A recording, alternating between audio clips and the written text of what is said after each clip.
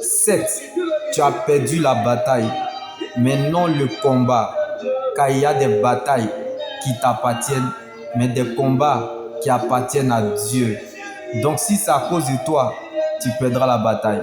Mais à cause de Dieu, tu gagneras le combat, car c'est en perdant une bataille qu'on trouve une nouvelle façon de gagner le combat.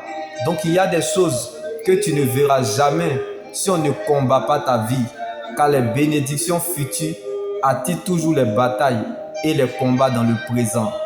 Donc, il y a des problèmes qui n'arrivent pas aux morts, mais aux vivants. Car je n'ai jamais vu un mort porter son cercueil. Donc, si tu portes un problème, c'est parce que tu es un vivant. Donc, ce que cette situation a oublié, c'est que tu es encore dans le stade de la vie avec Jésus est un espoir sans fin. Mais la vie sans Christ est une fin sans espoir. Donc, ils ne pourront jamais affamer quelqu'un que Dieu a nourri. Car l'épreuve nourrit la foi et la foi nourrit Dieu.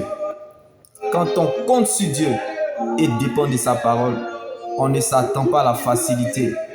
Car Dieu ne nous a pas promis une vie de facilité, mais il nous a donné sa présence. On se sent à l'aise dans l'épreuve. Donc tu es la preuve de Dieu dans cette épreuve. Car cette épreuve est la preuve du juste jugement de Dieu pour que vous soyez trouvés dignes du royaume de Dieu pour lequel vous souffrez. C'est pourquoi je suis fier de vous dans les églises de Dieu à cause de votre persévérance et de votre foi au milieu de toutes les tribulations, persécutions que vous avez supportées.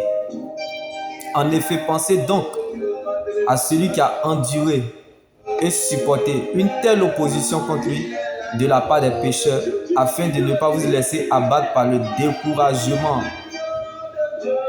Tu as donc combattu le bon combat, tu as achevé la course et gardé la foi. C'est pourquoi nous courons vers le même but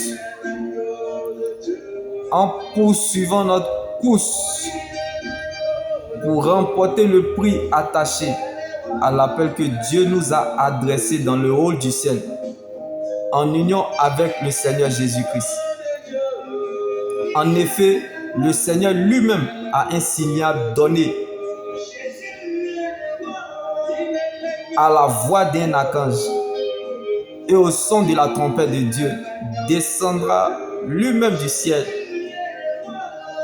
Et ceux qui sont morts en Christ ressusciteront d'abord. Si Dieu te veut, il t'aura. Aimer Dieu sans raison apporte à la raison ce qui est inaccessible. Car on ne l'a pas choisi, c'est lui qui nous a choisis. Personne ne s'est sauvé lui-même, c'est Jésus qui allait le chercher. Dieu nous appelle toujours parce que nous aimons. Dieu nous attire toujours parce que nous désirons. Jésus t'aime plus que la bénédiction, mais son amour ne te forcera pas à le suivre.